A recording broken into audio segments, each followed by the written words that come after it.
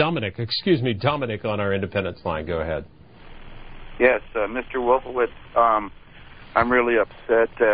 Right now, down the Gulf, we got all this oil coming out, and the president's supposed to stop it. No, the oil companies are supposed to stop it. Let's get this straight. And I hope that you can get your banking friends and help them stop it, too. But what I'm really, really mad about is I got a lot of kids around here that were killed in Iraq. And they're really good kids. I mean, they're going to be fine young men when they grew up. They were the best in Montana. And I'm a three-tour Vietnam veteran. I want to let you know, sir, there's people out here like me that know what you did. You made up a lie to start that war. We're broke as hell. We can't even fix the oil mess. The oil companies can't fix it. Our country's going down the tubes because of you. How come they haven't fired you and put you and the rest of those guys in jail and taken all your money? All right, Dominic, you've made your point. Do you care to respond? Look, wars are terrible. We got into this war because we were attacked. We would be having a problem in Iraq today if Saddam Hussein were still there. We'd have a big problem. I spent a lot of time with people who are wounded, with families who've lost their kids. It is a terrible thing. I understand that pain. But let me be clear about one thing. There were no lies. We acted on the basis of intelligence that everyone agreed with, and now they're running away from those same judgments. The fact is, this was a dangerous man. The danger was a little bit different from what we estimated, but he was dangerous. Here's St. Cloud, Florida. St. Cloud, and this is Steve on our Republican line. Welcome. Steve, are you there? Yes. St. Cloud, Florida. Mr. Wolfiwitz? Go ahead with your comment. Thank you, Mr. Wolfiwitz. As you well know, that one of the most difficult problems that capitalist economies face is that every business essentially faces the world as an individual. And they look out on the economy and they see that everybody else is slowing down, doing poorly, whatever, so they pull back too. I have an absolutely wild suggestion.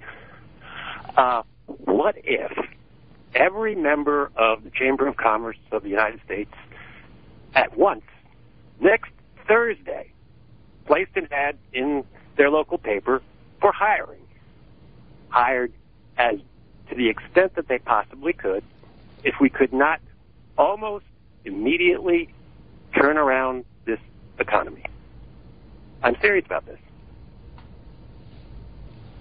All right, Steve? I wish they could. I think we need to think as a country about what conditions would make it easier for businesses to do that kind of hiring. And one thing that I think I really am concerned about is that small businesses are looking at higher and higher taxes and expenses that they pay on payrolls, and we should be looking at how to reduce that. I think most economists would say that one of the most effective ways to create jobs is to reduce payroll taxes.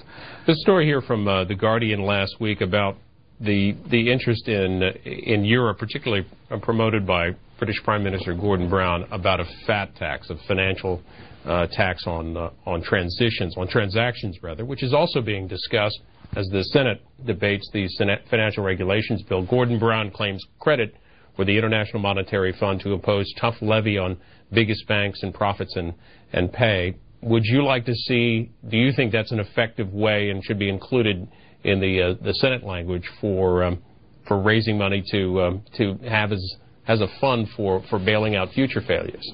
Well, I think that idea probably is the particular one he's talking about that came from the IMF has already met some very strong objections, for example, from Canada, where the banks didn't fail, and they say, we're doing fine.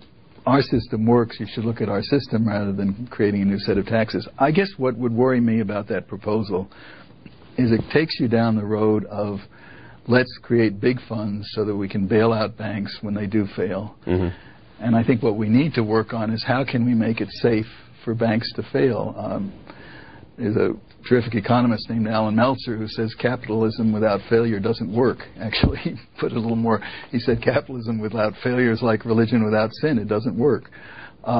We can't have ourselves in this situation where these institutions grow huge, the bonuses are huge, the profits are huge, and then suddenly they start to fail. And instead of being able to say, look, that's your problem, you created it, you live with it, we have to step in and bail them out because they're so big and important. And there are a number of different proposals. There's one actually in the Wall Street Journal today by John Taylor, who's a former Undersecretary of the Treasury, which I think is also supported by George Shultz, our former Secretary of State and Secretary of the Treasury, that would make it simpler legally to work a big institution through a failure as opposed to a bailout. And that's where I think we ought to be going, creating another big fund so that we can pay for institutions that are too big when they do fail is not the right answer. Wall Street Journal this morning also reporting on the issue of European debt. This time, the UK. Debt concerns reach UK as election nears. Markets show confidence now, but rating agencies warn that the poll's winner will need a tough program to cut the deficit. The election is Thursday. Here is Tricia on our Democrats line in New York. Hi. Good morning. Morning. I just have a statement, and I'm sure Mr. Wolfiwitz knows what I'm going to be talking about, and then I do have a question about the U.S. economy. I just do not understand how the American people who are calling in, other than the two people who talked to him about Iraq, understand how much that you had to do with that. I mean, you were called the architect. In a documentary from Frontline called Bush's War, I mean, it is absolutely clear that you were part of the group that was responsible for going to Iraq, sir. And I understand that you're trying to get off the subject. I mean, that's obvious. But, I mean, come on. I mean, Saddam Hussein, you've got to be kidding. He had nothing to do with 9/11, and he kept Iran in check anyway. But anyway, all right, let me just let go of that. I just couldn't understand how people just can't look up your name in Google and see documentation about you. But okay. In terms of the U.S. economy, I also feel that because of Iraq, I understand that the banks were part of the subprime loan scandal. Definitely really messed up our economy, but so did Iraq, sir. So, I mean, please, talk about that. I'm like shaking because I'm so upset that the American people don't know who you are. Tricia, thank you for your call. You've made your point. Well, she doesn't know who I am either. And I wouldn't go, some documentary can make up facts. What is a real fact and not made up is if you go and look at who voted for this war in the United States Senate, and it included John Kerry and it included Jay Rockefeller. Jay Rockefeller said that Saddam Hussein is an imminent threat. That's much stronger than the President of the United States ever said. Hillary Clinton believed he was a threat. This was not some small group of people, and I wasn't the architect. I certainly support what we did. I believe it was the right thing to do. It could have been done differently, and it's been very painful and costly. I agree with that as well. But by the way, I mean, the cost was budgeted and paid for, and it didn't send this shockwave through the financial system that the collapse of all these subprime loans did. One of the problems with the subprime loans was not just the losses themselves, but the fact that it shook the whole banking system to its core, and that's what required these big bailouts. You discussed, earlier you mentioned that some predictions on the economy, projections on the economy in relation to the CBO don't pan out the way they're originally laid out. What about predictions on how the U.S. how Iraq will turn out for the U.S.? Do you think there's equal chance of fault in some of those projections as well?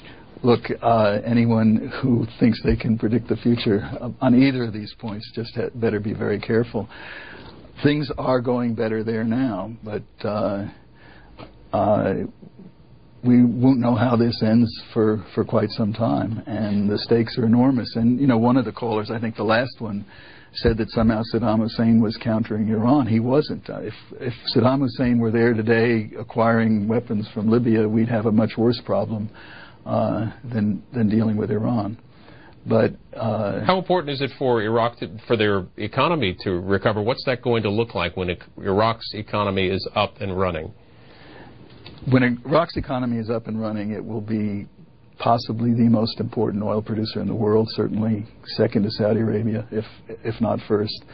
It'll be hugely important, and it's got a big population that can probably use that money fairly well, but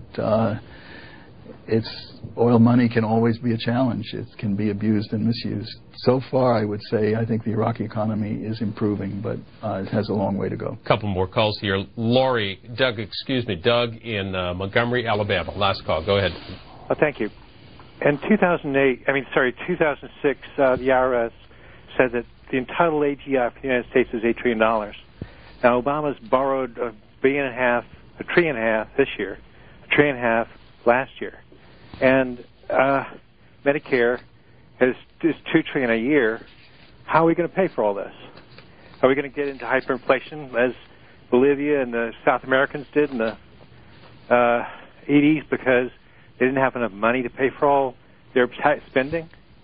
It's disturbing. It's like we have a problem with Medicare and now Social Security being underfunded. 50% of Medicare, according to Greenspan in October 2009, is unfunded. Doug, you got the last word. Paul Wolfiwitz. He's put his finger on, I think, the heart of the problem. We're spending a lot more than we can pay for, and it's going to have to get fixed or we're going to be in real trouble.